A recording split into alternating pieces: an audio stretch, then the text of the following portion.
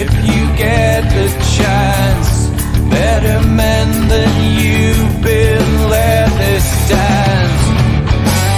So go, leave me, run like you've never run before.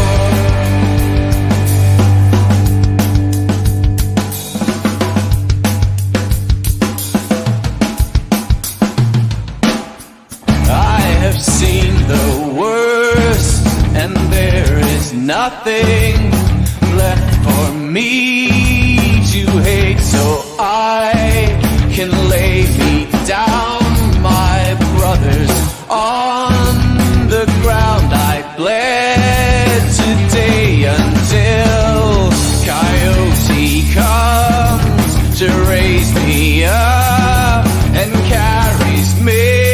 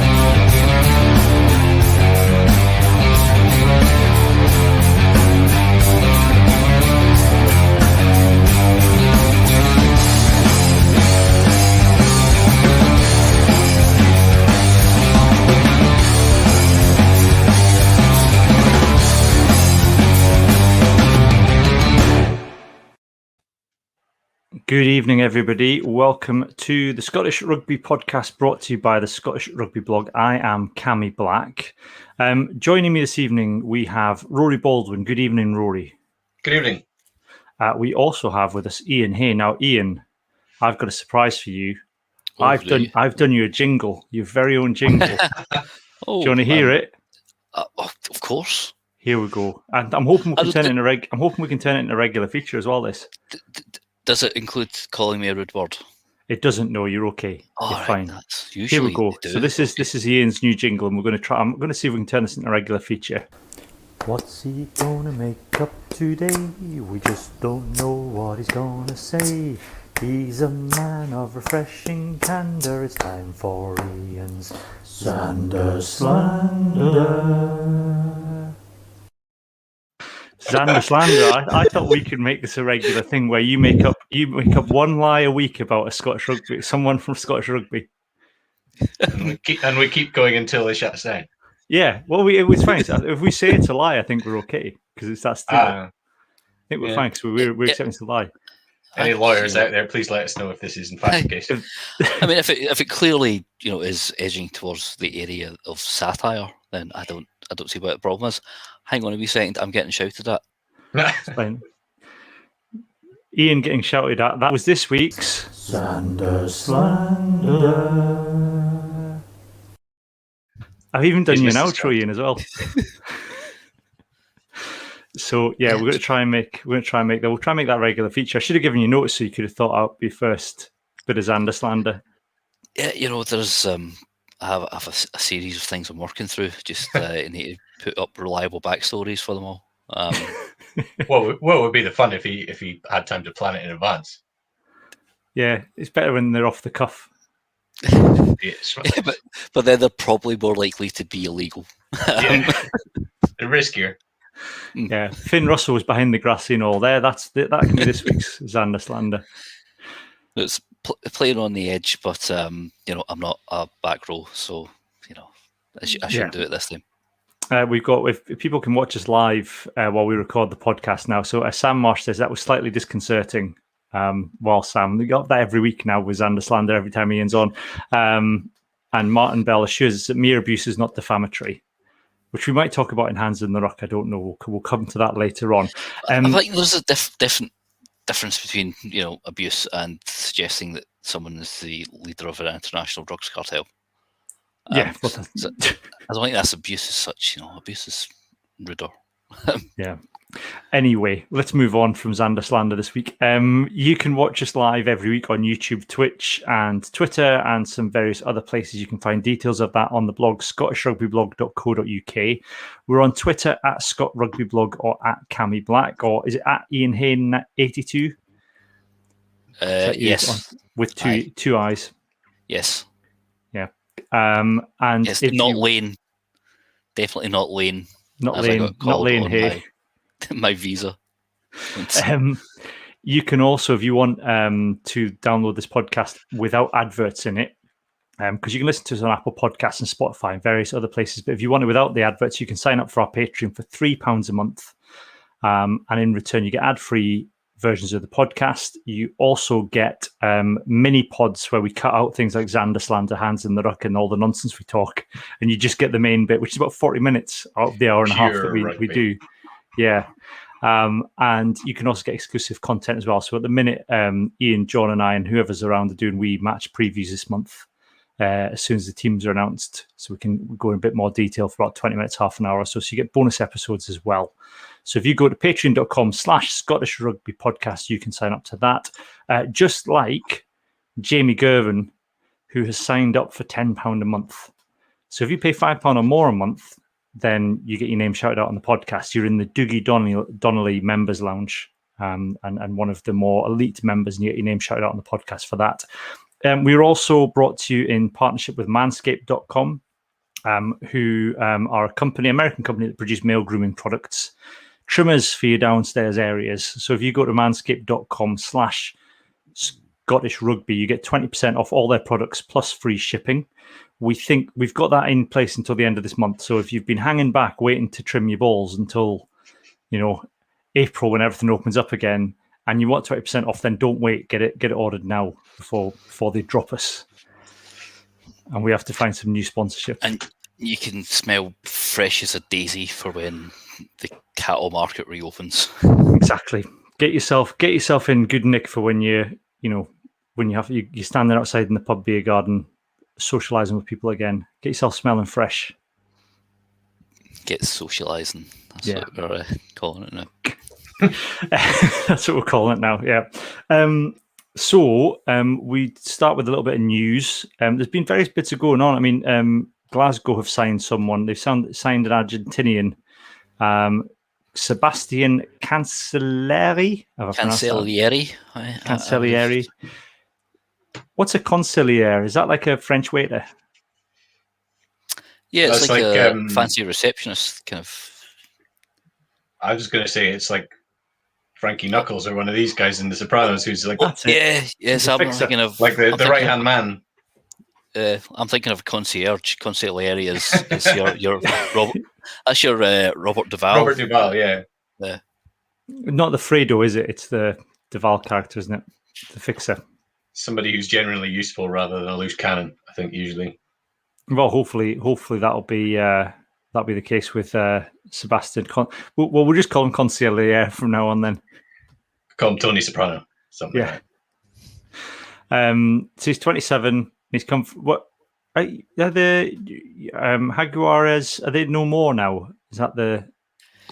No, they're playing in Argentina. There is a variation of the Jaguares that are playing in Argentina. I can't mind the name of the league. I'll be on. But they're not in Super Rugby anymore, are they? So essentially, all the pro Argentinian players are having to find contracts elsewhere. Yeah, I think Glasgow have also signed the young fly half as well, haven't they? Miota.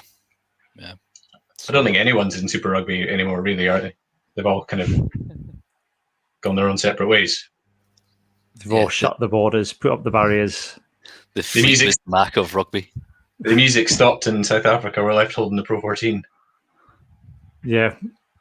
We'll come on to South Africa later on in the podcast when we do Lions chat. Elsewhere, we've had this as a hands in the rugby. We might as well talk about it now. Is they've announced the fixtures for the Women's Six Nations. Well, they haven't announced the fixtures. They've announced the opening fixtures for the Women's Six Nations. So Scotland are playing England on Saturday the 3rd of April. It's a 3 p.m. kickoff in Doncaster. I think they are playing on the 17th of April. they have a week off before playing their final pool match against Italy at Scotstoun on the 17th of April. There's no broadcast rights being announced, though, I don't think. Oh, no, hang on. They're shown across full digital services in the UK. There we go. UK, Ireland and Italy, with the BBC Wales showing the Wales versus Ireland match and the final game involving England being shown on BBC Two, meaning a Six Nations game will be shown on the main network for the first time. All other games will be on the iPlayer. So you can watch on the iPlayer, but I think it was Kelly who writes for the blog who got in touch saying it's all a bit last minute and it seems a bit of an afterthought. This is just kind of, there you go, you can start playing again. And I guess kind of the kind of last minute lifting of the lockdown restrictions in the fact that apart from England, everyone else is still amateur is going to play into that, Ian, I guess. I'd seen that Emma Wassell had tweeted about this, but she'd retweeted Stephen Jones. And of course, I'm blocked. Well, we're all blocked by Stephen Jones. Yeah, I'm blocked too. And you're nice, Rory. Rory's nice. So I don't even know what, to be honest. I have a sneaking suspicion of why, possibly. I think I did make a comment about the size of his head on in a tweet once. I think because I was sat behind it in the press deck. That's probably why I've never been allowed back. So we know that one game's happening, which is my birthday, by the way. But that's the thing, because yesterday Facebook was saying that I should start some kind of charity fundraiser thing, probably so they can take a cut of it as well.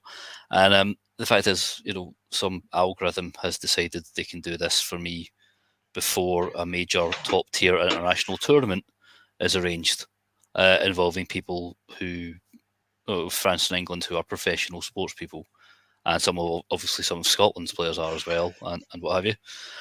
So yes, it is very last minute, and the Six Nations aren't really covering themselves in glory here in terms of contingency plans and rescheduling, because it's, well, I'm sure we'll get onto the player release stuff soon, but I mean, even disregarding that, the fact of the matter is, it was 6 days before we actually knew that the game was going to get played on Friday.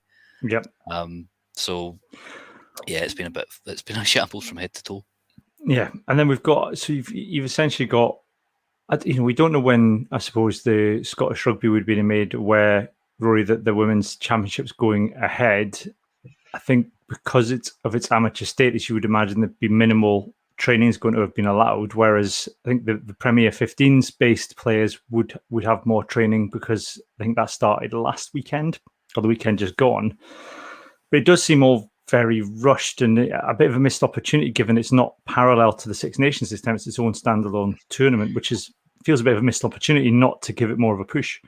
Yeah, I thought they were going to sort of, because when they postponed it, I kind of just assumed that they were going to postpone it till the summer, not till the week after the other one's finished. There's still plenty of issues around player release, obviously there's not going to be any crowds. People are going to have to do, testing and all sorts of things like that. And I think they just, they could have pushed it back a wee bit further, give, as you say, there's a lot of the players around the tournament are going to be semi-professional or amateur, and you can't really give them that little warning to expect them to go and play test match rugby. Yeah, especially to kind of get no matter how many home, how much of a home gym setup they've got. They probably don't have a home gym setup like Stuart Hogg has, or. Yeah. So it's Saturday, the 3rd of April. You've got England v Scotland, and then the 17th is Scotland v Italy. And then there's basically they're playing in two pools. There's Pool A and Pool B, and then Scotland will play their equivalent in Pool A.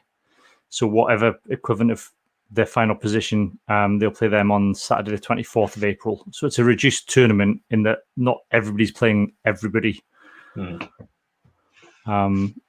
So we shall see. We'll cover it on the. We'll talk about it. All the games are on the iPlayer, so we will cover that on the podcast and maybe a little bit on the blog as well. Elsewhere in the news, Mike Adamson's been appointed referee for the Pro 14 final, which surprised me. But it's well done, Mike. It's good that he's. He's a good referee, but he doesn't. I don't want to criticise him because he's done very well, obviously, continuing to make it to a national level and do what it is. I'm not even sure he's the best referee in Scotland at the minute because I quite like Sam Grove White. I'm an HD fan myself. Yeah, I think she's the best ref. I would agree. Yeah. From watching Premiership and Super Six, and just the few times I've seen her live or even on telly. Maybe it's just because I'm biased. I tend to think that Mike Adamson, to try and prove that he's not Glasgow biased, gives Edinburgh a bit of an easy time. But again, that's because I'm biased. So, but it's Munster and Leinster, so who cares really? Yeah. Having Mike Adamson in charge of the game is going to wind up the Munster fans and the Leinster fans equally. So, sort of, it gives us some skin in the game. I think it's just to avoid even more inter-Irish rivalry because the other week I was talking on some podcast and Frank Murphy, as soon as, because I've been talking about Adam Hastings getting red carded, as soon as the Northern Irish guy joined in the call, he'd heard us talking about Frank Murphy. He's like, "Is that you talking about Frank Murphy? Oh, let me tell you about Frank Murphy." But I don't think he's well loved anywhere. I think a lot of referees are loved anywhere, apart from Nigel Owens. Nigel Owens. No, he's still reffing. Just about clinging on. Yeah. Mm-hmm. Yeah. See, I would have thought they better give him a wee send off for that. Like a final hurrah in the. They're probably going to give him. They're going to give him Champions Cup final, aren't they? Do you think? They will. If it actually gets played, of course. Well, there's that, isn't there? Glasgow. Yeah, Glasgow and Edinburgh both played at the weekend as well. Iain, you did a match report on the Glasgow game. I mean, the Rufus McLean try was absolutely superb. I mean, it's just ridiculous. I was making strange noises when that was happening. It was like Hogg Vietley try all over again, and it's just a sensational finish. You know, he steps outside three players in the space of a phone box, and then jets, because Ashton Hewitt had been really threatening for Dragons before, and you know how quick he is, and he just stepped him and made him, look pedestrian. He's shown some real. I've said I'm not going to use the term. He's got wheels. He has gas. Gas. He's got gas and jets. I think once he maybe slightly butchered opportunity the other week, but he has that pace that's just deadly. Yeah. He's still very young as well. 22. Is he even 22? There's a bunch of under 21s last week. But yeah, a lot of potential. But again, it was scrappy and disciplined. A bunch of yellow cards. It's actually quite strange. I was Russ Petty, who does a bunch of stats on Twitter. I saw he'd done a Pro 14 sort of table of average penalties conceded and stuff like that. So it wasn't fully in depth, but if you look at terms of meters made, average penalties conceded, and whatnot, Glasgow stats actually aren't that horrific. It's just what's clearly obvious is that we are really profligate once we get into scoring areas, and when we give away penalties, we give away ones which are needless, reckless, and lead to cards. Because I think we've now got the worst disciplinary record in the competition. But average penalties conceded, according to these stats, but it was only 11 a game, which was kind of average. It certainly wasn't the best, but it wasn't the worst. But yeah, it's just been one of those. Well, it's got slightly better because it couldn't have got much worse to begin with. With some of the new guys coming in, but no, it's just the defending has been abysmal when we've conceded at crucial times frequently. It's that thing, though, isn't it? I suppose that we've said before in the podcast. It's a bit of a dead rubber as a season, unless you're Leinster. So it's. I suppose for both teams, it's been good to see the coaches, probably Glasgow more than Edinburgh. But I don't know if that's out of necessity, use the youngsters a bit more. I mean, maybe Glasgow could have used a few more. I'm not sure how many games Stafford McDowell or Robbie, the likes of Robbie and Iain have got, but at the same time, they've made, Rufus McLean's had a decent run, and we've seen the two young tens, both Glasgow and Edinburgh, get a bit more of a run that maybe we wouldn't have the luxury to do that in past seasons, Rory.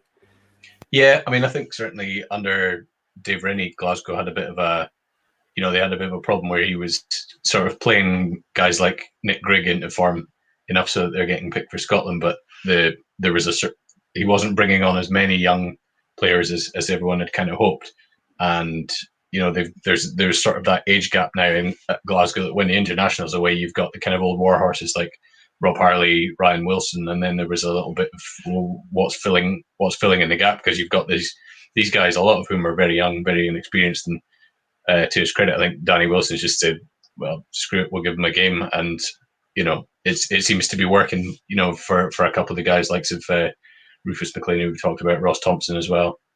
I mean, we've seen pushing through to the international level, the ones that did get games at a young age, like Xander Fagerson, who've pushed through onto the international stage and been good enough. Darcy Graham's another good example of somebody who's kicked on pretty young. And obviously, Stuart Hogg was pretty young when he burst onto the scene. So I think, that old saying, if they're old enough, they're good enough, it's not been one that we've particularly stuck to in Scotland over the years. But I think we've kind of realised that, certainly with kind of budgets tightening everywhere else, the bringing on the young players is a good way to make the most of your money. I have enjoyed the fact that Gregor Townsend has basically called Rob Harley into the international camp every single week, presumably just to beast everybody else and get them kind of like conditioned to the opposition, and then release them back to Glasgow every weekend. He's your pretend Peter Money. There's a riot, and Chief Wiggum's kind of like singing off key to the attack dogs. That's how I imagine that Gregor Townsend does, is just winds Rob Harley up something wrong, takes all these periodicals and all these journals away from him, so he gets really wound up, releases it on the training pitch to beat everybody up and say, right, that's what you're going to be up against at the weekend. Right, Rob, off you go back to Glasgow. Your work here is done. And count down at rocks as well. Yeah, that's it. And the Edinburgh game, then, I mean, Edinburgh maybe haven't. I mean, they've certainly with Nathan Chamberlain giving him a run of games, they've maybe got a bit more, not in the same situation in Glasgow, in that there's maybe a bit more stability there with Richard Cockrell as coach. So he's it's not a new coach coming in having to undo what the previous coach has done or hasn't done, but there is still a kind of sense, Rory, that Edinburgh are kind of regenerating into something different, or having to kind of go through a bit of a change. I think there's certainly, we'd like them to regenerate into something a little different. I think, there was a big boost when Cockrell took over. He pulled that pack together and made them monsters. But you don't see that as much now, possibly as a kind of a side effect of him having made those guys so successful that more of them are called up for the Scotland team than perhaps were in the past. I mean, in attack, Edinburgh still look a little bit kind of 2000 Scotland. I don't know if I said this last time, but I may have done. I'm sticking by it, because watching the game yesterday, they were still a little that way. They're like a team of. The backs certainly seem like a team of individuals. It's like each one of them is going to try and create something, a little moment, burst the line by themselves and create something. You see like Ronnie Sow doing that, or James Johnson. And I mean, to their credit, guys like Damien Hoyland, he was doing it. He did it, set up a really nice try there. And Bill Mata, obviously, we know how quality he is, but they still look a little kind of odds and sods in attack. They're not like they're not one guy's flooding through the line and everyone's supporting them. I mean, George Taylor looked pretty good. He got 2 tries. And the defense was pretty solid. The tries that Cardiff had to score were pretty good ones. But I mean, they're sort of missing. They're missing guys like Watson and Van der Merwe who can put them on the front foot and give them a little bit more time to time to think. I think in the face of a strong defence, Edinburgh, they're still not quite. Their attack's not quite firing yet. I suppose the big worry for Edinburgh at the minute, and I'll move on to the Italy game in a minute, but I do want to spend a bit of time with Edinburgh because we get accused of not doing that sometimes on this podcast. But there have been rumours recently that Richard Cockerell's being approached by other clubs in France and England to go and coach elsewhere. And you see a lot in his press conferences, him talking about not having the availability of players during the international window and the kind of restrictions of working within Scotland, which I think early on maybe he enjoyed kind of that challenge, and he's definitely built something in Edinburgh. But you wonder whether or not he's done a good enough job at Edinburgh, and whether or not he just says, well, unless Gregor Townsend's got hold of the top job, because that's the national progression in Scotland, right? You get the Edinburgh job and then you get the Scotland job when the other guy isn't good enough. That he goes, and that might leave Edinburgh, I suppose, in a difficult position, because you're not going to get a coach of that calibre again, Ian. See, I don't know. I've not been on the last few club press conference calls, but I mean, previously this season, Richard Cockerell has been, just very diplomatic and seemingly understanding of the situation regarding possible recruitment and where the club are with those players that they have. But he also he seems to really love the club. I think he signed the contract extension just recently, so I think he'd have to be bought out. And he does seem to think that he has a project here, and this year is maybe just getting treated as not a gap year. He's not a uni student or anything, but just a year where he's not been able to make the progressions that he would like to have done. I think as well, like obviously with the issues with John Rollands getting a visa, they've been really hamstrung at 10 because of the way Edinburgh play. It's not a sort of fast, free-flowing game, which maybe the younger Scottish 10s get shown. So maybe Chamberlain needed a bit more time to bed in. So that's why Lance would be there to be Van der Vault's understudy, and then Chamberlain could just learn off the pair of them. But instead, he's been thrown at a deep end. And like Rory was saying, a lot of times I've seen Edinburgh, their attacking play has been very disjointed. There's been a lot of patterns that have been run, and passes have gone behind people, or dummy runners have cut in front of passes and hit the pass out of the way.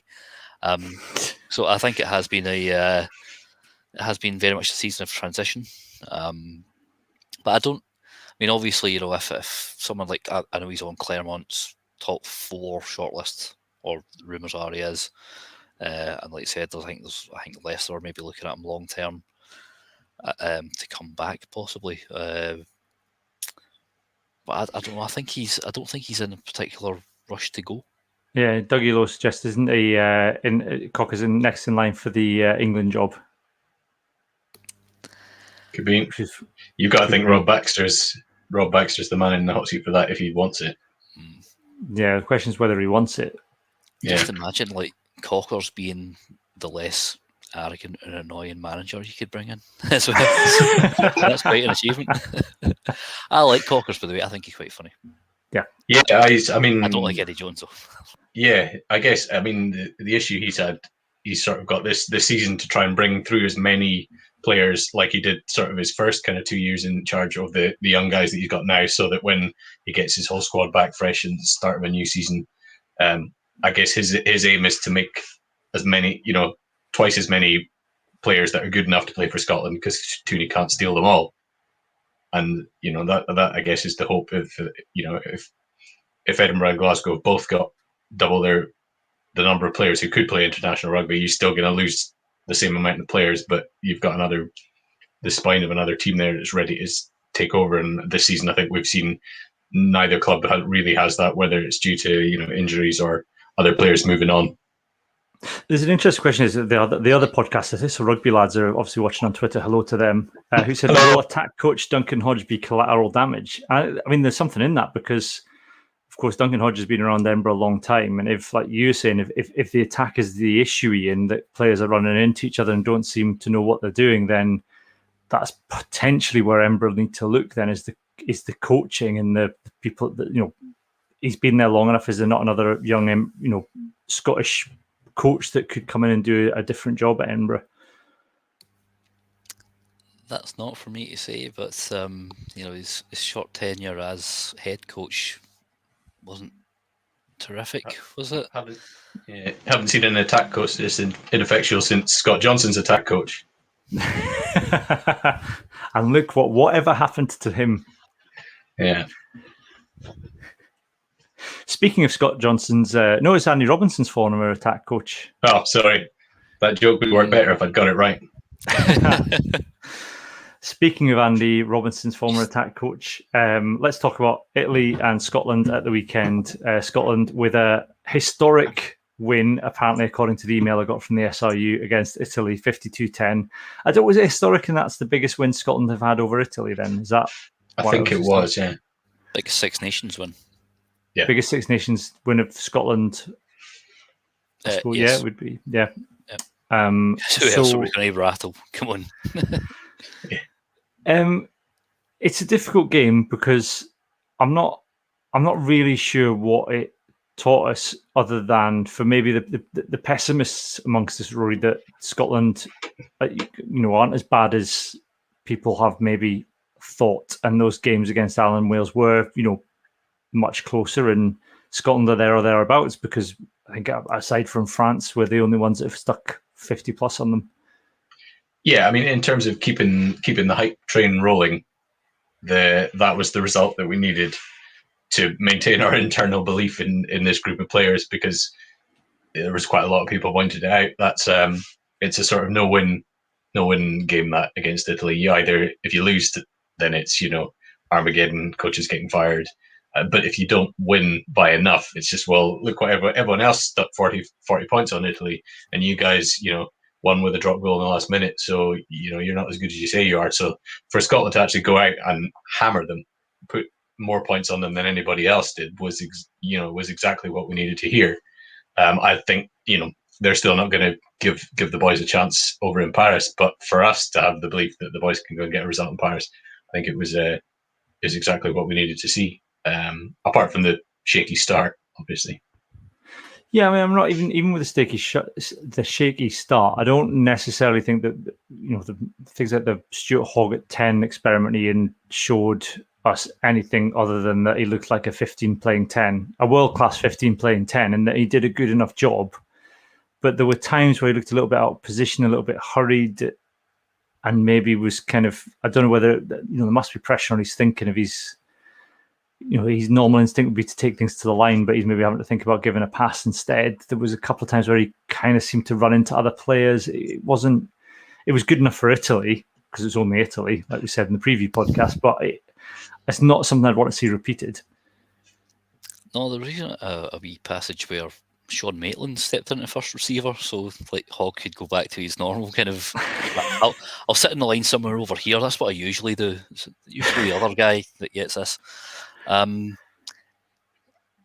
I mean, like you said, he did what he had to do, but I mean, obviously as well, if you look at the Hugh Jones try, he maybe popped up, and because of his speed, he maybe pops up in places that Finn Russell or Adam Hastings wouldn't pop up in. But like we said all along, it's only Italy, and I mean they were just woeful. Really, it's sorry to see how slow they're going down. I mean, second try, they are ambling back after a set piece, and that's why Maitland's got that that opportunity to weave through a couple of tackles, and a lot of time you've got like Garbisi and Varney, covering flanks. They're not meant to be anywhere near there. Where are the people who are covering those areas? Where are your wingers? It was all a bit too easy, and Hogg could play a sort of free role as he wished, because anyone could have taken the first pass and done something else. What do they call it in football? False nine. Oh yeah, Robert Firmino sort of thing. I don't know. I'd maybe more say the classic playmaker number 10 role. just Yeah. floating about. Or you used to get people say, "Oh, he's just playing on a free roll." Like, what do you mean? That's that when you used to play Championship Manager back in the day, and you could select that, Yeah. couldn't you? You could say you can just have a Yeah. free roll, and they just pitch up anywhere on the pitch. Harry Kewell was good at that. He had him as sort of left wing. Kennedy Bakirluku was another one who was very good at that. Oh yes, the sort of Swedish Turkish guy, wasn't he? Aye. I played it too, but I don't remember any of the player names. But I did get Inverness Calic Thistle to the final of Europe, so you know. Was that through a long season, Rory, or was that did you cheat and get the editor and kind of? Cause I had Ronaldo playing for Berwick Rangers at one point because I had the editor, and he requested a transfer straight away. No, I don't think we did. I mean, I was in a flat with a bunch of computer science students, but I don't think there was any shenanigans. It was played every night for months and months on end. You waited around long enough, they wanted to sign for you anyway. Yeah. I mean, I suppose the question is then, what did we learn from the Italy game? I mean, there's a lot of people calling for Scott Steele to start against France. I'm not sure that's, he had a good game, but a lot of the passes were going above the heads. There was the box kicking, like you said, Iain, was over the, this kind of like weird spin round 360 degrees and kick it over your head. He took his try well. He's obviously very strong, but I thought Ali Price made a real difference when he came on the pitch, Rory, and especially with that break and the one hand offload out the tackle to Duhan. Yeah, I think it was a pace thing, but there's that old thing that we've talked about before. Was it just because he was off the bench that he made the other guy look slow? It certainly seemed to improve, but there were plenty of people who on Twitter and stuff who seemed to think that he didn't improve. I think Price will start against France. That's the Price Russell is the kind of pair. This was sort of an aberrant selection, and I mean it's been a bit of a disappointment that we've not seen the likes of say Sam Hidalgo-Klein get a run, but he wasn't picked, so can't do much about that. Yeah, and I suppose the other thing, Iain, because I suppose because of the two back-to-back 6-day turnarounds, this was a little bit of a stuck together team, in that there are people who are obviously going to play both games, but there are also those that were maybe stuck in to give everyone a rest. I think Hugh Jones is maybe one of those, and he certainly took his chance. But attacking wise, he was absolutely fine. The defense didn't necessarily suffer, but again, it's only Italy, so I'm not sure that we learned that he's a better option than Chris Harris. But maybe they're now level pegging for that 13 shirt or a utility backbench spot. Yeah, I think it's going to be treated as a horses for courses kind of option for Townsend. I mean, Harris, obviously, he's picked Harris for, I think it was maybe 9 or 10 games in a row. He'd ended up starting with him. But then Hugh Jones has come in, and he has certainly taken that chance. I thought he was brilliant on Saturday. I gave him player of the match. Better check myself there. Oh, wait a minute. I need to, you're not giving me time to do the... There you go. There we go, player of the match. We do know that they offer different things. Harris is sort of defensive backline leader. When he runs, it's going to be straight and hard, whereas Hugh Jones is going to run onto things at angles, and he can swerve past anyone. I just feel like Hugh Jones is in such good form, you possibly shouldn't drop him. And I think as well, we know what France are going to be like with Sean Edwards being defence coach. They are going to blitz up, and also they know what they are sort of... They know what they have to achieve in order to win the title. They're going to come out for us early doors. If Hugh Jones can step past one, and if they're rushing it too quick, if they create a dog leg, there's no one else you'd probably rather want finding that gap. Him or Hogg, maybe. They'll be able to find these wee gaps and run through them. So he's really given Townsend a hard call to make. I suppose the other question then, Rory, is hooker is the big question going into the weekend. Fraser Brown has been called back in the squad. And we saw against Ireland when when the line-out's not firing, you just haven't got an attacking platform at all, and you're on hiding to nothing. I mean, it's maybe looking back at it, Scotland were incredibly lucky to end that game 3 points down rather than more, because were getting no ball at all. So it's Dave Cherry did the job that a hooker needs to do. Plus, we had that astonishing run down the line as well at one point. Yeah. Would you? I mean, I'm kind of thinking that I can see Townsend sticking with Dave Cherry because the line, and to a certain extent, the line actually kind of stuttered a little bit when George Turner came on. Yeah, I mean, friend of the pod, Sam Larner, put a tweet out just before we went on air there. Dave Cherry hit 32 rucks, which was the highest in the round. He carried for 51 metres, which was the second best amongst any Type 5 players this round. He scored 2 tries, and that was in 49 minutes.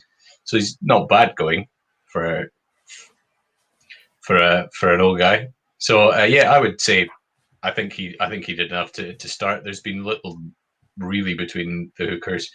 I mean, I'd probably just start Dave Cherry because he keeps my heart rate lower. Yeah, in terms of set piece and clear outs at rucks, and I mean, the France game is. I don't think Scotland France is going to be the same level of intensity as Wales v France, because they need to keep the ball alive, and we kind of want to keep the ball alive as well. It could be an amazing game, but I think we'll see it slightly differently. So I mean, I guess there's maybe an argument that Turner maybe suits that kind of a more open game. Unless for some reason we decide we were going to try and shut France down, but I can't see that happening because we probably want to, we're going to want to win as well, which is going to mean scoring tries if it's France we're talking about. The Kevin Miller put out a tweet because there's various different possible outcomes of this game. It's mad how many different outcomes there possibly are to this. We've got I'm going to try and find the tweet now that Kevin did it. It did. It's one on the blog on the post about the player release. There's an embed of that tweet. There we go. So I've got it here. So if neither team score a try bonus point, Scotland need to win by 8 or more points to finish second. Anything less than 4 points, they end up fourth. If Scotland get a try bonus point, then it doesn't matter how many more points we win by. As long as we win, we'll end up second. If France get a try bonus point, then we have to and we don't, then we have to win by more than 5 points to end up third. And if both sides get a try bonus point, then we have to win by 8 or more to end up second. So there's a lot in it for Scotland. It's not necessarily a dead rubber for Scotland, because the difference between fourth and second, Ian, is, well, I think it's, we're talking millions of pounds in terms of money for the SRU. Plus, history beckons for Scotland because we've never finished second in the Six Nations before. No, with during the chat with Finn and Steve Tandy earlier, second place would be the best we've ever finished. Obviously, there's a good few variables in there. I'm not sure exactly how much the prize money is. Do you have a breakdown? I don't know if it would be. That's the weird thing. I don't know if there is an official breakdown. It's just kind of one of these things that journalists talk about. It's a difference of 1.5 million, but I don't know that there's actually. Because I mind seeing one for the Champions Cup for a couple of years ago, and the difference between sort of quarterfinals and, well, let's just say it wasn't Champions League money. Let's just say that much. But I think it would be more of a sort of prestige thing. But I mean, the fact of the matter is, like we've said, the teams are so close. But as somebody mentioned on the Scottish Rugby Forum, he put up all these permutations, but England finished fifth. So that's always something to cheer us on. Well, so, if we finish second, we can lord it over England and Ireland, which would be a very rare. Lording it over Ireland would be particularly fun, but they did beat us. They'll just point that out. They're very pragmatic in their argument. But we played pish, so I would rather that we ended up more than one place above England, because that somehow gives us better bragging rights. It's funnier, yeah. It's funnier to be more than one place away. I found it on Rock have got this. So 6th place gets 1 million. 5th place gets 1.5 million. 4th place gets 2 million. 3rd, you get 2.5. 2nd, 3.5. And if you get the Grand Slam, you get 6 million. Oh, so that's maybe half of the that was a exec big boards committee. Yeah, so that was a big 2 minutes in Paris the other night. Then Yeah, potentially cost the WRU what, a couple of mil. There doesn't say what you get if you get first. It says 6 million if you get the Grand Slam. Next year, lads, we're having 5 tests in the autumn. Apologies to all our thousands of new Welsh fans that we're now mocking. Wales, yeah. Please support us at the weekend.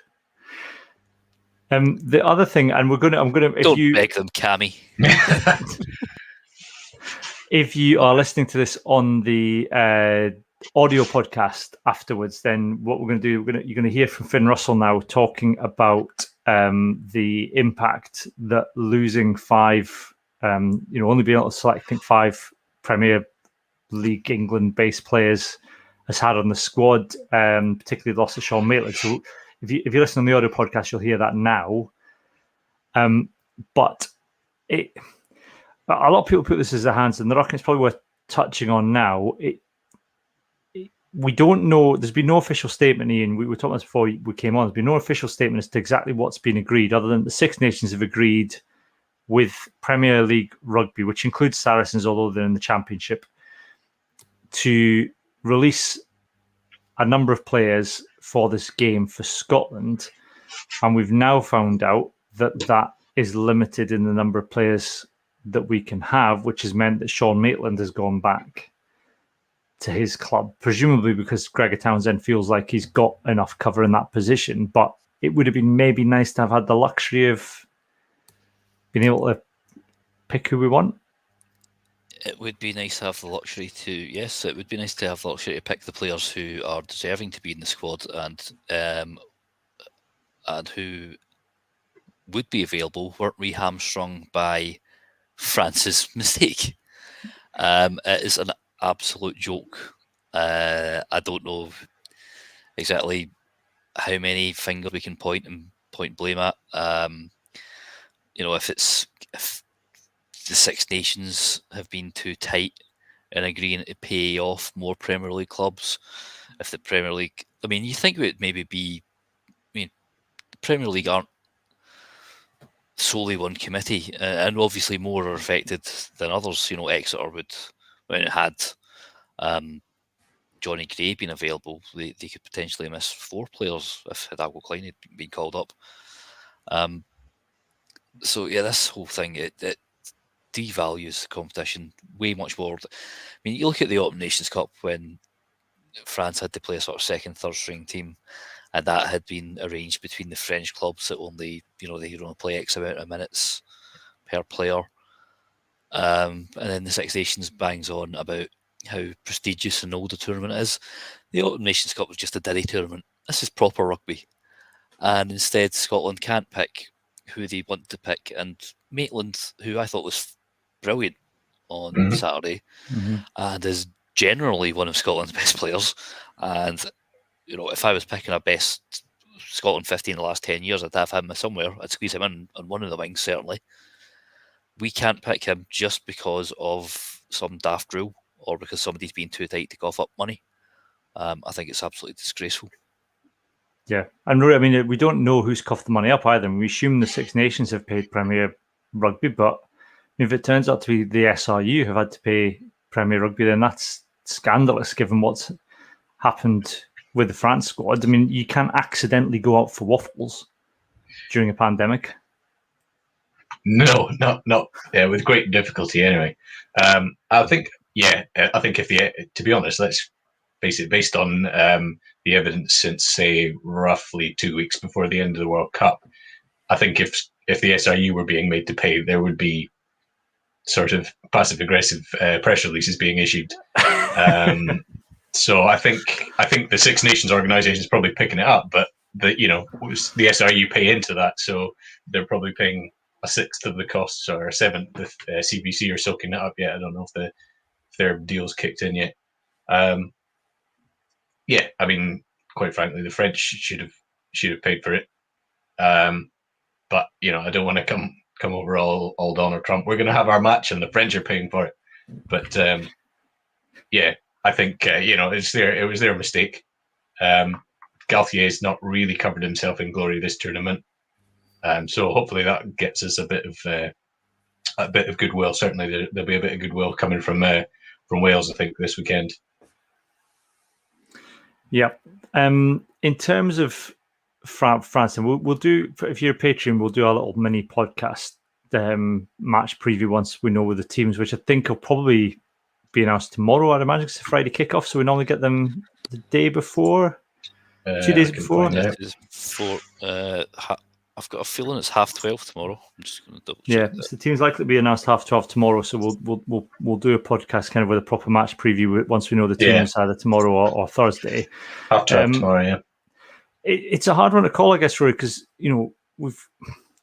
the France are going to be gunning for it, and it's they've been very French during this tournament in that they've had these moments. Everyone gets really excited about Antoine Dupont, and I think it looks like I think Ulta David did put out a tweet showing that Intermac's been in the 10 vest during training, so it looks like they're back to full strength at halfback, but they haven't been entirely convincing. The discipline's still a big issue for them. I guess it's whether or not Scotland can weather the storm throughout the 80 minutes, because certainly against Wales they showed that they can. Maybe against England they kind of faded a little bit, but against Wales they showed that they will play right up and to the 80 and beyond, and Scotland are going to have to be ready for that. Yeah, it's interesting. I mean, you do wonder if it was the old thing about French teams travelling against England, because they definitely fell off the pace, whereas that the last sort of 20 minutes of the Wales-France game was played just at ridiculous intensity. I mean, there was all sorts of things going on, and obviously there was yellow cards and red cards all over the place. As somebody said on Twitter, thank heaven for, I think it was probably a Welshman, thank heaven for French second rows, because you can always rely on them to just do something brain-numbingly stupid, like try and tackle a guy by his eyes, or a Pascal Pape, assassination moment. It's tricky because you can rely on them less to do that. I mean, it was almost refreshing to see them both having the brain implosion and then also having the ability to come back from that and still play blinding rugby with 14 men and grind out that try, whereas perhaps before they might, in the pre-Sean Edwards era, they might not have had that fight in them. Certainly I would think if they're if they've got if they have a good game, get 2-3 tries on the board, and are genuinely going for the tournament, I think it's going to be very difficult for the guys. But obviously, if they turn up the same way as they turned up at Twickenham, equally that's going to make it very difficult for France. That was as good a performance as we've seen from Scotland. Be interesting to see if they can repeat it against decent opposition. But yeah, I mean, the big thing for me, I think, is the Antoine Dupont Ali Price matchup. Iain, I was on the Rock and Roll podcast, and I think Ali Price is as good as Antoine Dupont, but I don't think he's being asked to play in the same way. I've been shouted down for that, and people say it's a ridiculous thing to say. Maybe it is. Maybe it is I'm viewing it through tartan tinted spectacles. But he's one assist behind Dupont. In the stats, he's made more passes than Dupont, which would maybe suggest that he's running it less. But that would again suggest he's been asked to run it less than Dupont. Yeah, but we're not just reducing it to a numbers game here, are we? I mean, Dupont's got more tries than Price, doesn't he? So true. I would disagree that only Price 3 more tries than Ali Price, who's got none. It's just a few, yeah. I would disagree that Price is as good as Dupont. I don't think Dupont's been at his best throughout this tournament. But I think the main thing for me will be, I mean, that sounds pretty cliched, but it's obviously the breakdown. But what I think Scotland do have, I mean, when we got beat off of France a couple of years ago in Paris, we had Pete Horn at 10, and it was just an absolutely dreadful Scotland performance. But as we saw last year, Jamie Ritchie, prime example. Him, Watson, and Matt Ferguson have that ability to get under people's skin at the breakdown, and I think they will be able to do that. I think one of the main things is you need to stop, particularly Alldritt on the gain line, because he just manages to grind meters out and gets France on the front foot. If you can stop him, I think you can stop a lot of France ball. But they're going to have to make some changes as well. We don't know. I see Aki's been suspended for 4 weeks, I think. But Willems's disciplinary hearing has been done. I think we can sneak it. I don't think we will. I think France will win, but I don't think France are that much better than us that they will win the Six Nations Championship ahead of Wales. Yeah, I don't think they're 21 points better than us. I mean, it's interesting. I was running some numbers earlier because we were kind of talking about this the other week on the podcast about progression under Gregor Townsend and the fact that the margins under which we're losing are getting smaller, and they are. I think I looked at this in the last how many games under the Six Nations? So 1, 2, 3, 4, 5, 6. The last 6 losses have been by 7 points or less under Gregor Townsend. So that's in the Six Nations, which is it's a decent run because it shows that we're much more competitive than we've been in the past. Overall, in the Six Nations, and I included the draw against England, this is a loss just to kind of get the stats right. But his average losing margin in the Six Nations under Gregor Townsend is 9.8. It was 11.09 under Vern Cotter and 18.42 under Scott Johnson. What if you took out the 53 hammering by Scott Johnson? Could you quickly work that? Or I couldn't work that. No, I couldn't work that out. No. Vern Cotter also would include that ridiculous beating we got off England as well. Yeah. Andy Robinson, to be fair, 8.6 was his average losing margin, but then his average winning margin was only 8 points. As Gregor Townsend's average winning margin in the Six Nations is 12.44 points. And he's probably one more than them. Yeah. And yeah, overall, our losing margin under Gregor Townsend, we lose the average game by 10.4 points overall, but we win them by 20.5 when we win. So there's a definite downward trajectory under Gregor Townsend in terms of how narrowly we're losing games, and an upward trajectory in terms of how many points we score when we win games. We've definitely got. Yeah. I think the Italy game show we've got that ruthless streak because I don't think we necessarily would have put into the sword in that way, Rory, that a couple of years ago. Yeah, which is exactly what we've been looking for. We're looking for the sort of results that kind of mirror where the other teams are, rather than our own particular Scottish version of beating Italy or losing to Wales.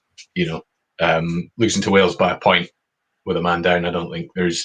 Obviously, it would be nice not to be a man down, but I don't think there's too much, too much shame to be had from that. And likewise, to only lose to Ireland by 3 points when actually we were playing horrific rugby. There's something to be said that the guys managed to fight back from that. We've seen that probably, the latter end of the kind of Greg Laidlaw years, Scotland sort of develop a bit more of a backbone. And yeah, there are still stupid results that we can't explain where the team don't seem to turn up, but they're getting a little bit fewer and further between. And yes, we're not winning everything, but as you say, we're not losing as much or by as much. Yeah. Paul Williams says Rugby Morning's got in touch and I've confirmed this as well. He says Williams has got a 2-game ban, so he will not be playing against Scotland at the weekend. That would be awesome. We'll come into that. We might touch on that. I've got the disciplinary notes here. We might touch on that in Hands in the Ruck. For the minute, though, we're going to have a quick chat about this. It's the legally mandated Lions chat. The legally mandated Lions chat. We've heard so much about it that it makes us sick. But we've still got a chat about who Gatlin's gonna pick. Yes, it's our legally mandated Lions chat. We're getting to technically we're at the end of the tournament, although we've still got one game to play. So it's a good chance before the France game, I think, to kind of maybe take stock of where Scotland are in the grand scheme of things. I mean, the first thing to say, I guess, Rory, is that England are fifth. So by form, and Warren Gatland should only pick, 3 of their players for the tour? Probably. 2, and the one... 2? 2, if that. I noticed Will Greenwood put out a team, and he was like, "Oh, England, they're only going to pick one player," and then he said, "But sorry, Scotland, it's not a team of the weekend. It's a team based on just Wales and Ireland players or something." So I think he maybe put Hogg in or something, but he didn't pick any of the guys that had played well because I don't know yet. I probably hadn't written it in time or something. I don't know. It was rubbish anyway. But yeah, one of the guys he did pick was Tom Curry, who everyone seems to be picking, despite the fact that Watson made a mockery of him, in their head-to-head. Yeah, he's a decent player, and there's a lot of sevens, but I mean, yeah, he's probably the 8th Tipperix in there as well. Yeah, he's probably the 8th best 7 who would be eligible for selection under the British and Irish Lions, I would guess. He's way down the pecking order when you look at Ireland, Wales, and Scotland. The issue is there's just so many of them around, certainly in the Premiership, there's a lot of good 7s. But Watson is almost the kind of player that ignores the criticism that Gatland has that Scotland players can't play well. I mean, yeah, okay, the whole team is maybe not winning away, but Watson has been consistently a standout performer in every game he's played in home and away, certainly this tournament, and a fair bit in the autumn as well, regardless of results. So if he doesn't take him, it would be both a tragedy and a travesty. Yeah, I think there was a couple of calls Iain and John Barclay was making on Twitter, kind of saying that Sean Maitland had maybe been in with a shout. I think that's probably a stretch, given when you look around elsewhere at the kind of the back 3 options that Gatland would be picking from across all the countries, that Sean Maitland would have been in the reckoning. He's played well, but I'm not necessarily sure he was ever in with a shout. Yeah, I mean, he was a dirt tracker the last time, and I think was 2 times. Was he? Did he play last time? Or was it that was Tommy Seymour was last time? Yeah, so two tours ago. Yep. Rapping. So, sorry. He was rapping in the video, the tour film. Maitland was rapping. Usually likes to play guitar as well. Yeah, no. He wouldn't go. I think. Oh, funny enough, if you're saying that there's only going to be 3 England players, I would say Anthony Watson would be one, but as a Maitland sort of replacement, there are a lot of better players. I mean, if you're trying to tell me that Johnny May's been better than Duhan van der Merwe, for example, in this tournament, no, it's not happening. I'm just laughing at Dougie Lowe's comment. Dougie Lowe's. Stephen Jones picked Maitland instead of Hogg in his squad. Madness. You've got to get the clicks. You've got to get the clicks and the engagement somehow, don't you? Yeah, I mean, there's an argument about we obviously Finn's been injured, so we've not really seen him. He's going to have a good game to make an impact on there, especially with Dan Biggar had a pretty good game. Yeah. By Dan Biggar standards at the weekend. Well, Dan Biggar's had a reasonable tournament, I would say. I'm not saying he's amazing, but he's probably, because I don't think Finn's had a vintage tournament, and he's obviously took a knock in the Ireland game and then didn't play against Italy. But the Dan Biggar's had a decent tournament. Owen Farrell hasn't. Six has been playing at 10. Good game against England.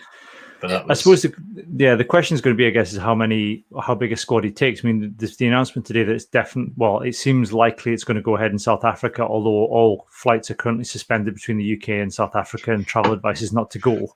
So I don't know how the Lions are going to manage that. But financially, apparently, they've no other option than to go to South Africa. It seems. So it sort of seems like in Judge Dredd, or that when he has to go out into the wilderness, but they're just like, off you go and play a test series in the zombie wasteland. Yeah.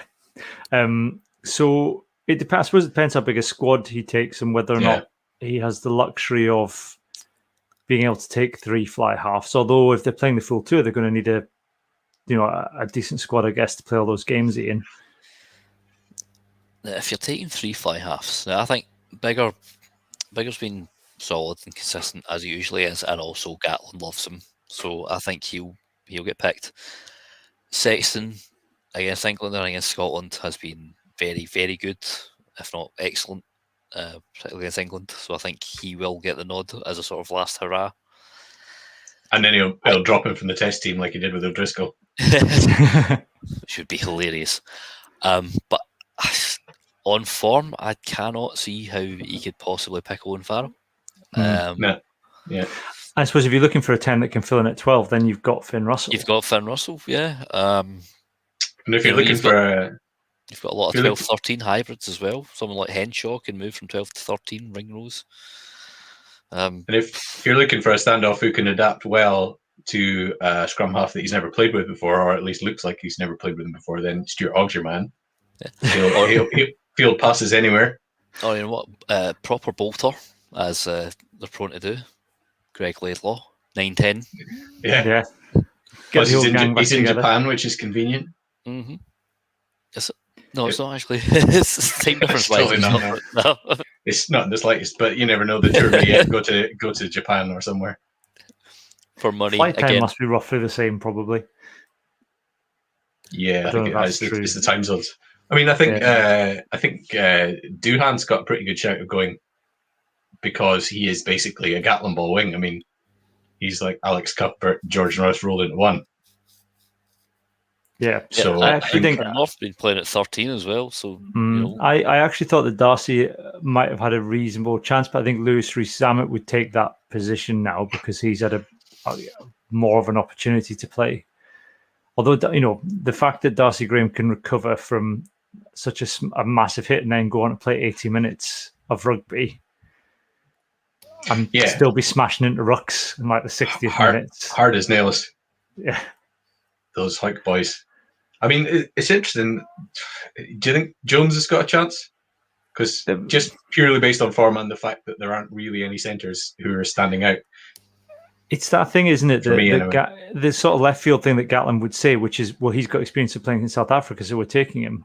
That's exactly the sort of thinking that Gatlin has been prone to do. Is say, well, I'm looking at the bigger picture. He's played against a lot of these guys before. He's played at altitude or something. Yeah, he's played at altitude. He's used to the environment and the culture. Yeah. So he's a shooting. But then I think you got Chris Harris hasn't really put much of a foot wrong this tournament as well, and I think a lot of people have put him in their Lions teams.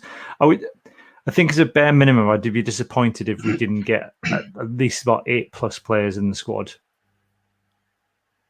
You might be disappointed. I say that's ambitious. I think we've got what you got: Russell Price, Doohan, Hogg. There's 4. Right, I'm not. I don't think Price will go. Do you not think Price will go?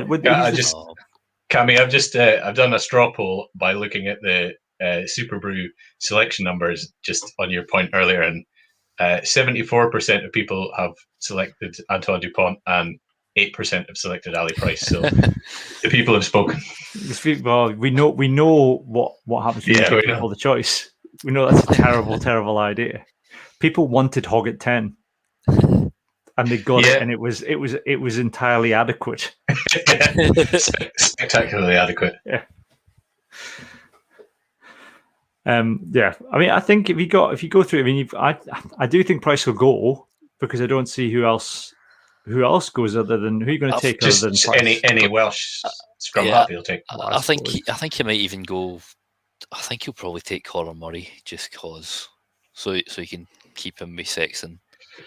And I think he might even go Thomas Williams and Gareth Davis, even though I would only take Thomas Williams out of those two. I don't know. I mean, I'd take Cooney, but never mind. I think if it's a big squad, we should be expecting 7 or 8. If he takes a full line squad to play with all things, I think 7 or 8 would be a reasonable expectation. I think if he takes a smaller cut down squad, then understandably, you're not going to get that many. So I think if we start from the front row, right, Suz, Zander. Yeah, I don't think anyone who could get a look in. I think it'll be Owens, Kevin. But as part of a squad, I think you would take. I think Zander would make a squad. Yeah, I think Zander and Suz would make a squad. Yeah, it says 2. Yeah, Right. So I mean, it's a shame. It's a real shame because about probably before the last World Cup, McAnally and Brown were both in with a genuine shout of going, and now they're not. Yeah. I think with Johnny Gray's injury, I think that's screwed his chances. And Could be, yeah. Highburn playing so well because he can do 5, 6. Ian Henderson has also been brilliant. I think Will Jones is captain too, surely. Mm-hmm. I think Cummings was making a late charge for him. I think his injury as well has probably not helped. They've screwed. I think second rows we've been screwed out of that. Back row, Richie and Watson. I think Richie's a 50-50 call for me. I think Watson, you can count on Watson being in the squad. I think it would be a surprise if he wasn't. If he doesn't, then Or we riot if he doesn't. Yeah, exactly. Yeah. So maybe Richie at a push. Richie's a half. Let's count him as a half because there's a possibility he might get in. And Russell, we're still not sure about Russell. Price, Russell. I think we should go. I think we'd say he should go. So Price and Russell. Hog's a definite. Hog's a Doohan. Hogg and Doohan. I'm on 7. I'm on 7.5. So between 7 and 8. Okay, well, I think Hogg, Doohan, and Watson should be definites, which would be probably more than last time. And I think there'll be probably one or two others, but it's difficult to say who they'll be. It depends. I suppose the ultimate question is, Gregor Townsend said it hasn't been asked yet, but he's. He would go if he's asked. I think he's intimated that he was asked last time, didn't. So I think it's more likely than not Scotland will have better representation in the coaches' room because I don't necessarily see that there's a case to bring any of the England coaching setup onto a. Well, as long as Roundtree's not in it, that'll be fine. Mitchy Mouse said maybe Redpath. Redpath could be a bolter. There's no word. He's not back for the France game because he's not in the squad. That's been announced. Bath released an update about him a couple of days ago. He's back in training, but not contact training. Right. So I think he's still. It's a possible. He's a possible bolt. He's kind of one of those kind of Lions always have a couple of bolters, don't they? They're where the coach throws a curveball and they always have the baby of the group as well. So there's a chance for Cam Redpath and Lewis Rees-Zammit, I suppose, to fulfill that role. Yeah, I mean, there's guys like Sam Simmons, John Cooney who are not getting a look in, but are potentially, chances to undercut Eddie Jones. Yeah, not in Cooney's something. Well, we'll review exactly where we are next week once we've kind of know the outcome of the France game, because I think that'll determine a lot of maybe the 50-50 calls for Scotland this week. I think because it's if Scotland go over and get the result that we want them to get, then that's going to go a long way to answering questions, I think. Yeah, right. We've got a very special one of these now. Well, we're looked high and we're looked low, we'll sing doggy bop on in the speedos, but I just want to know, did you see the legend that's Dougie Donnelly? Yes, it's Where's Dougie Donnelly? We haven't done this much recently. This is where we ask you to send in anybody you've seen tangentially linked with the world of Scottish rugby, seen out and about. But obviously, it's kind of been on hiatus because nobody's leaving their homes because there's a pandemic going on. And we've had what I described in our group chat as the second best one we've ever had, because the best one we ever had was Dougie Donnelly with a bag for life in a Tesco car park.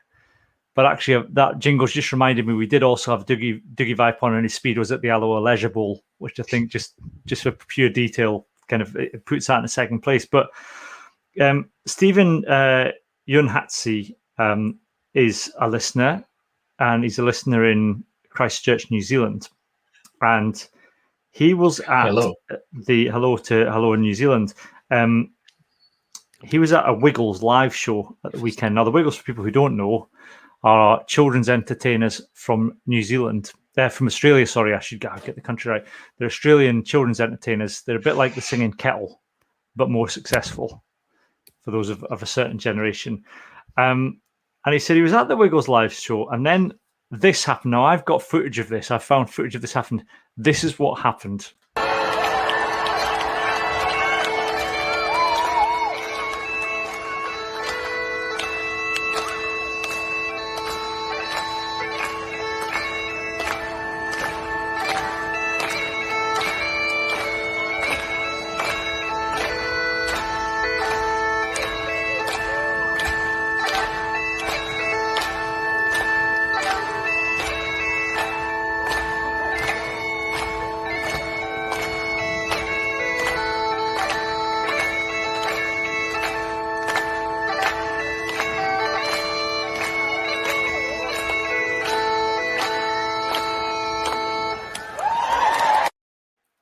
So that, for those who didn't notice, that was Richie McCaw playing bagpipes with the Wiggles at Christchurch at the weekend. As all that points out, though, I mean, Richie McCaw may be a great rugby player, but he cannot play the bagpipes. Well, he can play them, but not necessarily all the notes in all the right order. Better than what I could muster. That's very true. To squeeze a pipe. He was mostly in time. Fashion.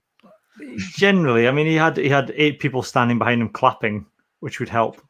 There's a couple of great other details, and Stephen said he also bumped into former Emperor number 8 Nassi Manu in the foyer, who was there with his daughter. Awesome. Which is great. And also, apparently, the Wiggles, who are Australian, referred to him only as Richie McCaw, the world's greatest bagpiper, rather than referring to him as a rugby player. Which I do enjoy that kind of level of sass. Well, he must be.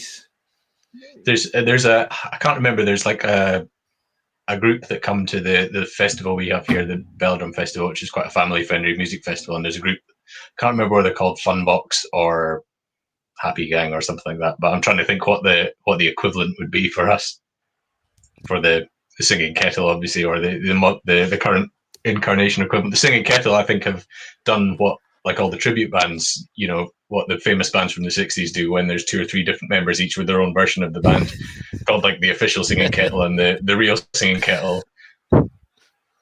Yeah. I think one of the male founding member of the Singing Kettle is now a radiographer, I believe. Was that not one of Bay City Rollers, or was he a hospital porter?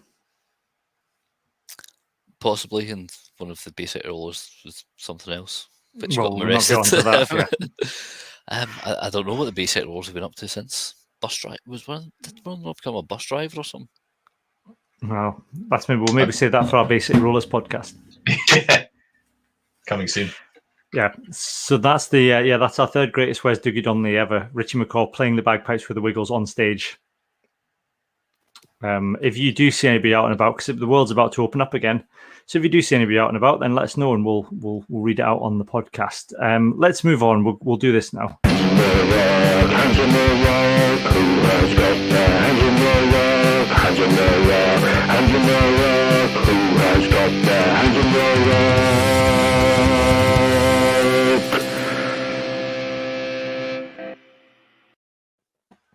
Yes, it's Hands in the Ruck time, or any other business section of the podcast. Rory, while I get some of the Facebook ones up, what's had its hands in your ruck this week?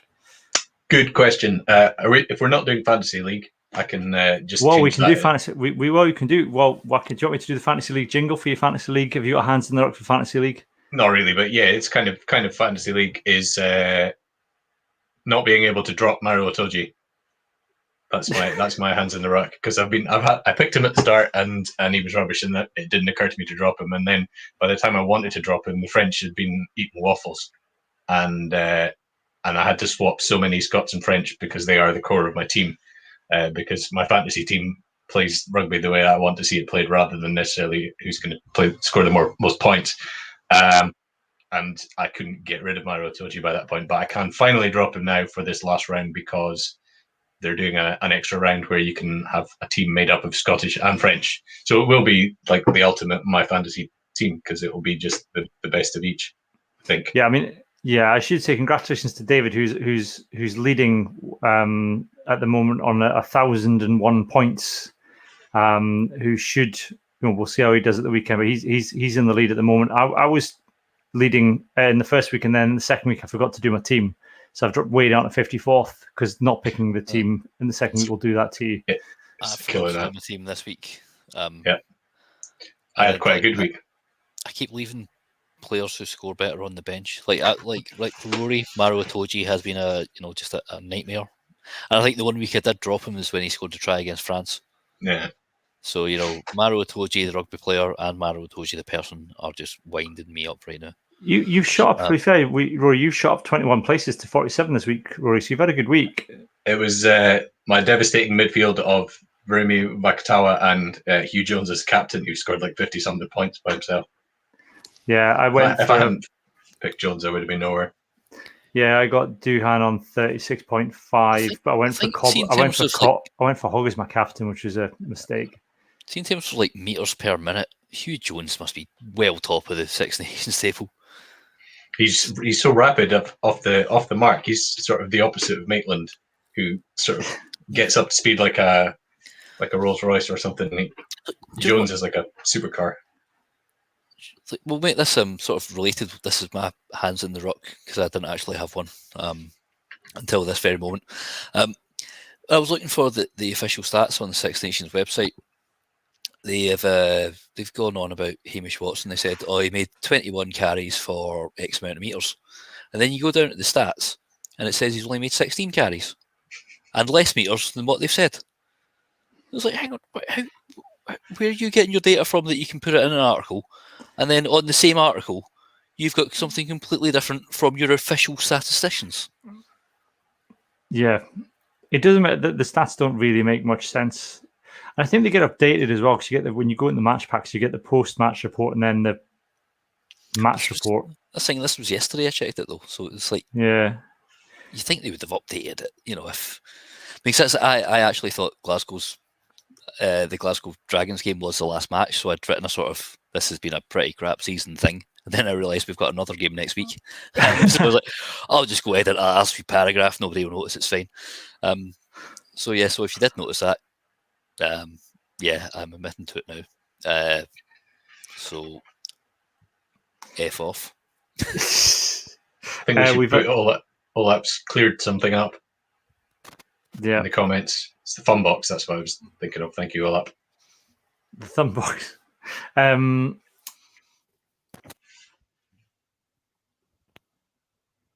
We've got Dougie Lowe says his hands in the ruck. He says, I know it's Sexton who was the victim and generally deserves all he gets, but how in the hell has Genge not been cited for that elbow forearm in his face? I think he admitted that he'd done it as well. He did admit he'd done it because Johnny Sexton complained to the referee saying he elbowed me in the face, sir. And Ellis Genge said, yeah, I did. I did do it. And that's the only reason why I think he probably hasn't been cited, because you can only get cited if the referee doesn't know about it, right? Or the referee hasn't spotted it. So if you go up to the referee and said, I've elbowed him in the face, and the referee doesn't do anything about it, then you can't be cited. But surely it's like double jeopardy, isn't it? Could this be a new tactic? Yeah. Although somebody, I think it's maybe Rugby Ladder, one of these like rugby pages that pop up on your Facebook timeline. Apparently, someone said that was Genge getting revenge for his testicles being squeezed. I don't know if it's by Sexton or someone else, but apparently that had happened, and that's why they didn't want to. Like Genge was sort of encouraging it or rewind it back, so he's like, "Aye, then you can see me getting Joe Marler treatment." Yeah. The other hands in the ruck is Ollie Galloway said Stephen Ferris tweeting about rugby turning into a farce. When was eye gouging okay? Yeah. I think Fabien Gaultier has come out and said you can see the reaction of the Wales players. They do very well to earn red cards, which sounds a really childish thing. It's like, stop putting your eye on my finger. Yeah, I mean, you can sort of you can see how the conspiracy gets started, because it's not Wyn Jones every time. Has he not like got 3 red cards or something? But that one, the guy was like that, pulling him back. I mean, you could. So the disciplinary committee's come out this evening. So it says it first decided there was insufficient evidence that Mr. Williams had made contact with the eye. As for the admitted contact with the eye area, so he's admitted he's made contact with the eye, but the disciplinary committee found there's insufficient evidence that he made contact with the eye. So as for the admitted contact with the eye area, the disciplinary committee determined that Mr. Williams had acted recklessly and not intentionally, and that there was no evidence of injury having been caused, and found the offence to warrant the low entry point of 4 weeks. The disciplinary committee identified no aggravating features. In terms of mitigation, the disciplinary committee gave credit for Mr. Williams' prompt acceptance that his actions could constitute foul play and been worthy of a red card, his attitude to the disciplinary process before and during the hearing, kept his mic on mute, that's what I'm assuming, and his clear remorse, and reduced the suspension by 2 weeks, so the final period is 2 weeks. They've determined it should cover the France v Scotland, and in good news for Glasgow, also the Montpellier-Glasgow match. So he's free to play after the Glasgow match. So usually when the guy admits the crime and then the authorities say, no, you didn't do it, usually he's covering for someone else. but there's no way that he's covering for anyone else. We could all see he has No. his hands on the guy. So he's admitted it, and they've just said, "No, we don't believe you, mate." What's good conduct in a disciplinary process during and after hearing with it on Zoom? I'm thinking is that you unmute your mic promptly and then start talking rather than starting talking and everyone has to tell you that you're on mute. He's had a bucket load of delivery biscuits sent round. Yeah. And he's not chomping them. He's put his microphone on mute while he's eating. The opening sentence just completely contradicts itself. And I mean, did you see the Blair Kinghorn knock-on incident in the Edinburgh game? Towards the end? Yeah, I did actually. Yeah, where he kicked it, gathered it, then dropped it on. I mean, he wasn't going to gather it for long. He knew he was going to knock it on if he didn't do something, but he did still have it, dropped it onto his foot and kicked it. Yeah, so it's completely more. He had much more control of that than Rhys Sammet did for the controversial try against England. Mm-hmm. He knows that if he takes contact, he's going to drop the ball, so he drops it onto his toes. It was actually very clever play by Kinghorn, and then that gets called as a knock-on. But Lewis Rhys Sammet, who had no control of the ball whatsoever, deflects it onto his leg, off of his hand. That's not called a knock-on. But there are some real consistency issues. And I mean, 4 weeks for contact with the eye. Even if I know it's like the lowest grades, but I would have thought. Yeah, I mean, are they maybe saying that they don't think it was malicious? But I don't think intent comes into it, really, does it? Touched his eyelid rather than the ball. Yeah, I mean, he wasn't trying to gouge him or anything, but it was a stupid place to put your hand when you're trying to clear someone out of a ruck. Yeah, so he's already he's already getting pulled for the neck roll. Mm-hmm. Yeah, his eyes have, his fingers have gone up towards the eye area. Yeah, it's really crap suplex.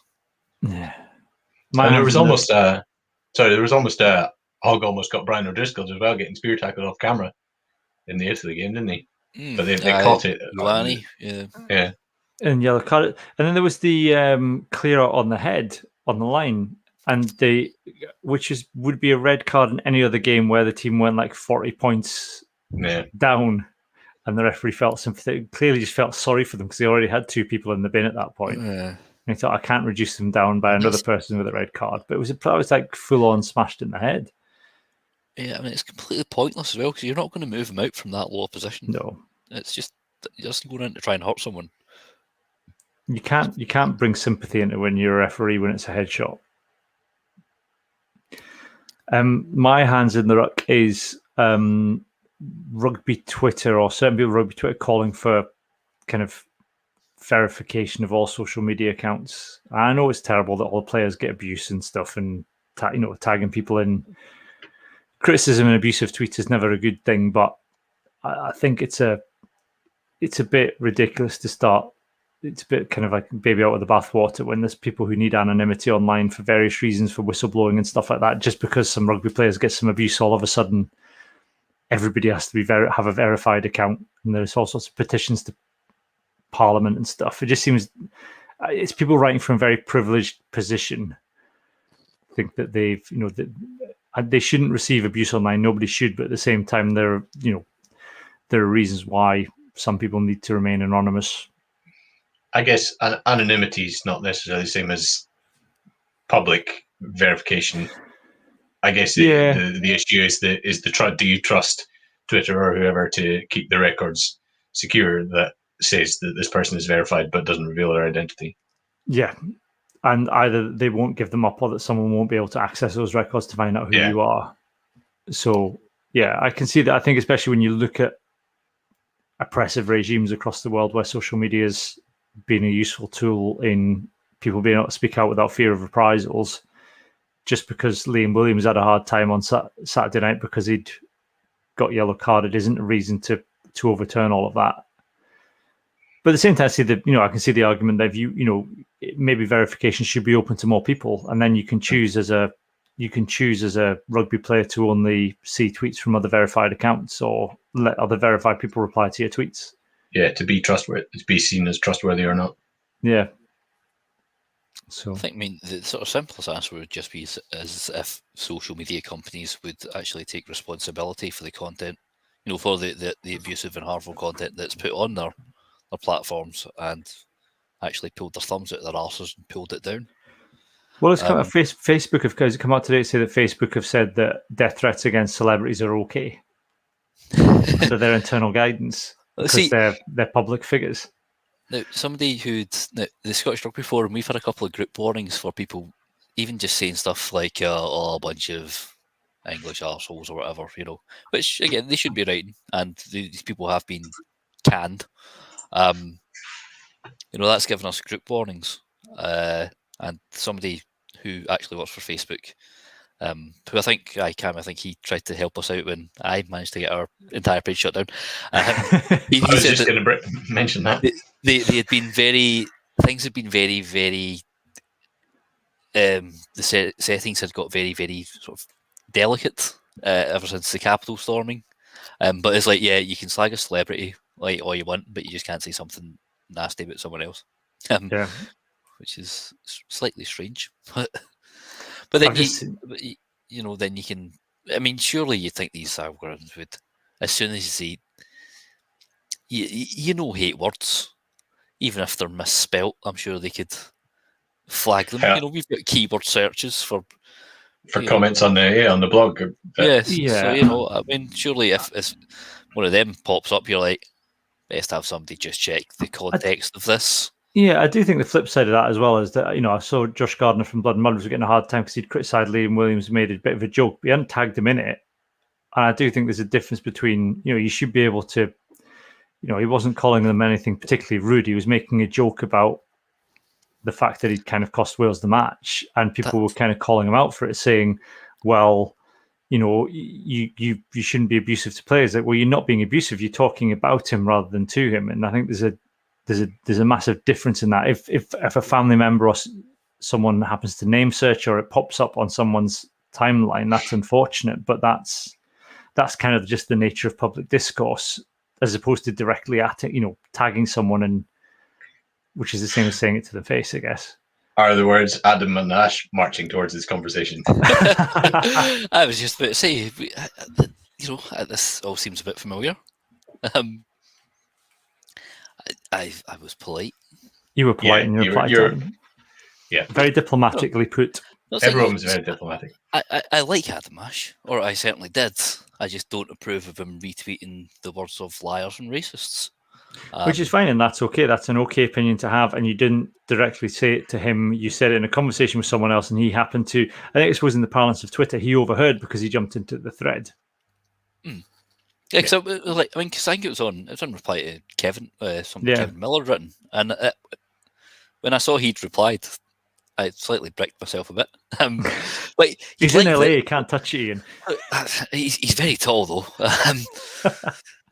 So I thought, oh my god, if I accidentally, was he tagged in Kevin's original tweet? Because obviously I wouldn't, if I was going to talk, I wasn't even talking crap about him. I just said I didn't appreciate things he'd said.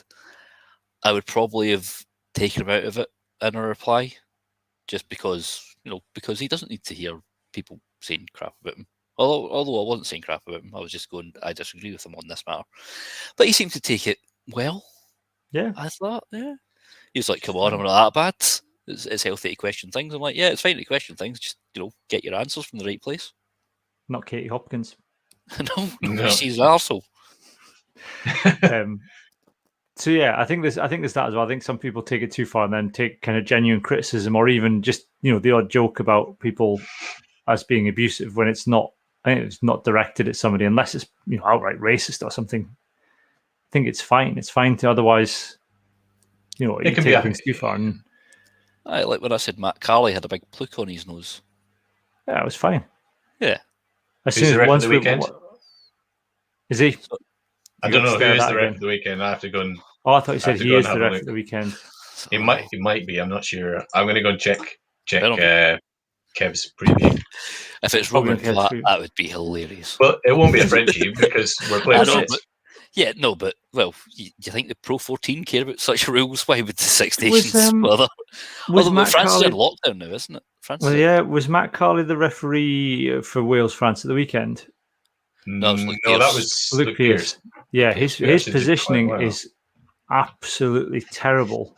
Oh, it's Wayne Barnes. We'll be fine. Oh, we're fine. What? Oh, Did you he see Sam Matt Skinner Carley running scudding along. into Pascal Gozer? that was glorious. So like Hogg had, like at one point Gozer turned into Hogg, but Sam Skinner's quite a big boy. He has caught Gozer right in the chin with his shoulder. I wasn't sure that Gozer was entirely okay after that. I know he was going He seemed a little bit wobbly. Oh. HIA. He got knocked a couple of times, did he not? Yeah, Yeah. at one point he turned Yeah. into Hogg when he was talking about a penalty. Yeah. And Poit got Poit- rattled over like 3 Yeah. times. No, Jimmy maybe that's Allen what I match, was thinking of, yeah. Yeah, Luke Pearce at times he was at the back of the Welsh ruck when they were attacking the line at one point, just completely in the way.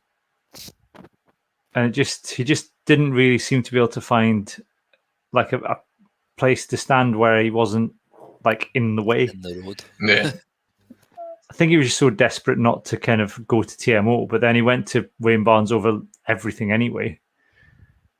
Who's the TMO? Who's at the weekend? Tom Foley of England.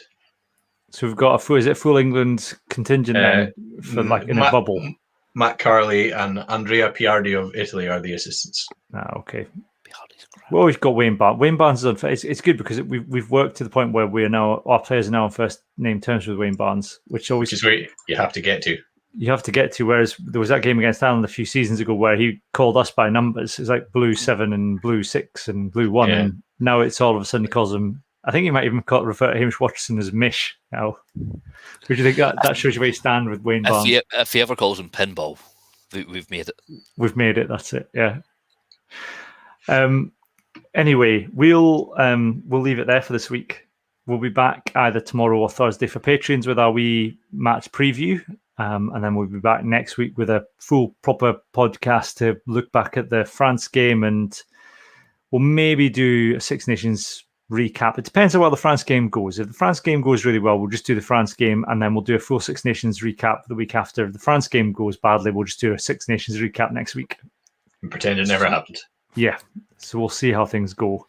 Don't forget to follow us on social media. Tell your friends, tell your family. Sign up for the Patreon, patreon.com/Scottish Rugby Podcast, to get the ad-free content, mini episodes and exclusive content. And visit the blog, scottishrugbyblog.co.uk for match reports and more. But for the moment, it's goodbye from me and goodbye from Rory and Iain. Ciao. Goodbye.